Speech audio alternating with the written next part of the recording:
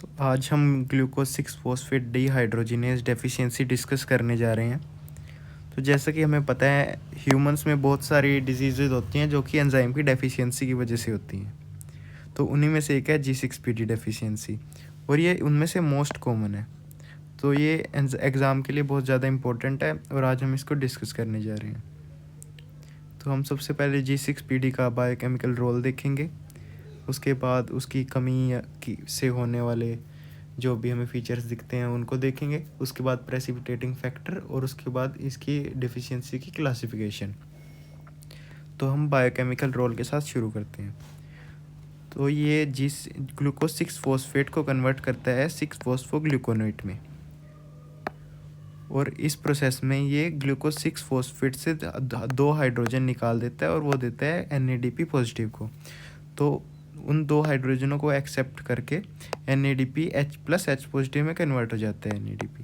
और इस NADP H+H positive के हमारी बॉडी में बहुत सारे इंपॉर्टेंट रोल हैं, जिनमें से सबसे पहला है रिडक्टिव बायोसिंथेसिस,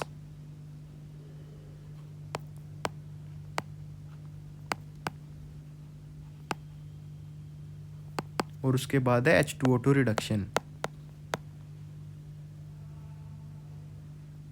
जैसा कि आप ऊपर वाले साइकिल में देख पा रहे हैं, NADP पॉजिटिव को रीजनरेट करने के लिए हमें ग्लूटाथायोन की ज़रूरत पड़ती है, और इस पूरे साइकिल में हो क्या रहा है, H2O2 कन्वर्ट हो रहा है H2O में।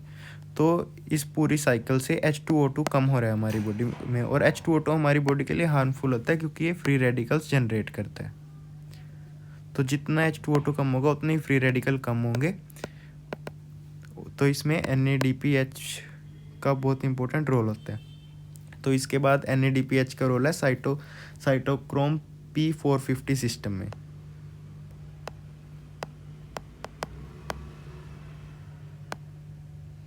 और ये बहुत इंपॉर्टेंट होता है जीनोबायोटिक्स मेटाबॉलिज्म।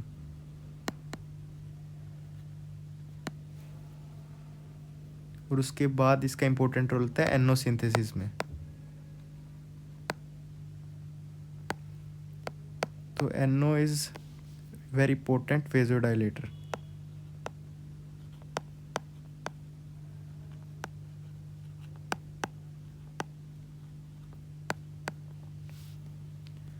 तो ये इसका बायोकेमिकल रोल है। अगर इस एंजाइम की डेफिशिएंसी हो जाए तो हमें कुछ फीचर्स देखने को मिलते हैं। तो हम अब देखते हैं इसके बायोकेमिकल फाइंडिंग्स, हमें ब्लड में क्या क्या देखने को मिलेगा।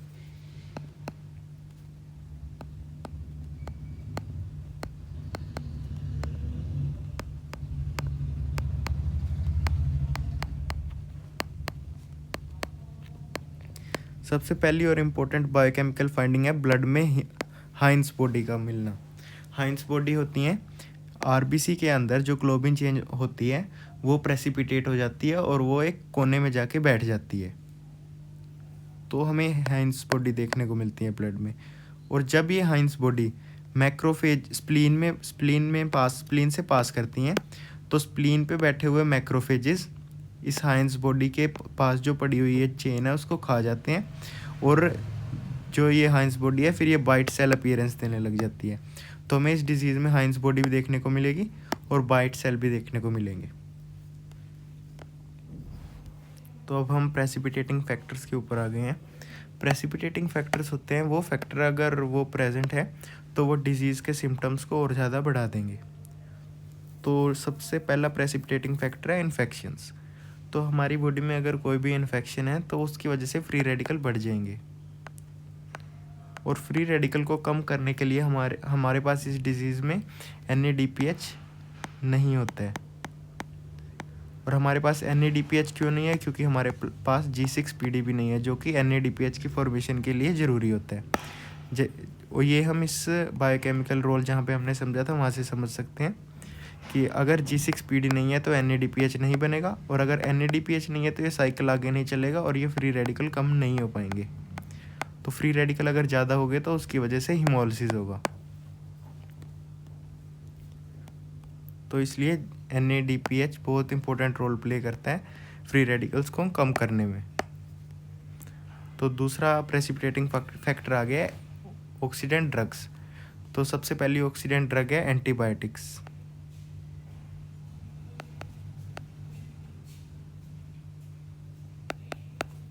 और एक एंटीबायोटिक है क्लोराम्फेनिकोल।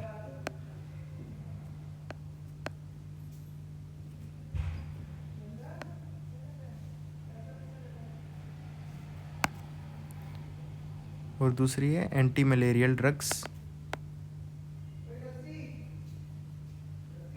और तीसरी हमारे पास है एंटीपायरेटिक ड्रग्स।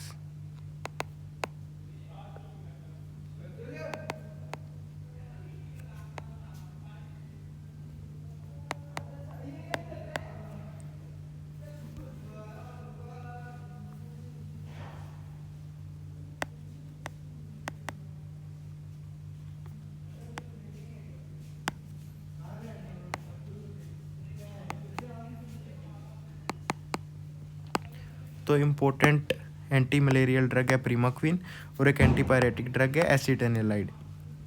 तो अगर ये ड्रग्स हम देते हैं तो ये फ्री रेडिकल्स ब्लड में बढ़ा देते हैं और वो सेम इफेक्ट होता है जो हमने यहाँ पे डिस्कस किया कि फ्री रेडिकल की वजह से फ्री रेडिकल बढ़ेंगे तो उसकी वजह से हिमोलिसिस होगा। तो हम ये ड्रग देना अवॉइड करते हैं उन पेशेंट में जिनमें G6PD डेफिशिएंसी होती है। तो हमें प्रीमाक्विन ज़रूर याद रखनी है क्योंकि ये पेपर में बहुत ज़्यादा पूछी जाती है। तो अब हम आ गए हैं WHO क्लासिफिकेशन के ऊपर। WHO ने इसकी लेटेस्ट क्लासिफिकेशन दी है जिसमें हम इसको 4 क्लास में क्लासीफाई करते हैं, class A, B, C and U। Class A में आता है अगर एंजाइम की एक्टिविटी 20% से भी नीचे आ गई है तो उसमें क्रोनिक हिमोलिसिस होगा। और अगर एंजाइम की डेफिशिएंसी 45 से नीचे है, मतलब 20 और 45 के बीच में है, तो उसमें एक्यूट होगा या एक्यूट हिमोलिसिस होगा। मतलब अगर कोई भी प्रेसिपिटेटिंग फैक्टर प्रेजेंट है तो उससे वो ट्रिगर हो जाएगा और उसकी वजह से हिमोलिसिस होगा। और तीसरी क्लास है C क्लास जिसमें एंजाइम की एक्टिविटी 60 से 150 के बीच में होती है, जिसमें हमें कोई हिमोलिसिस देखने के लिए नहीं मिलती है। और आखिरी क्लास है U। तो बचे हुए सारे U क्लास में आते हैं जिसकी हमें क्लिनिकल सिग्निफिकेंस अभी तक नहीं पता है। तो अब हम बात करते हैं इसकी इनहेरिटेंस के बारे में। तो inheritance it is x linked recessive disease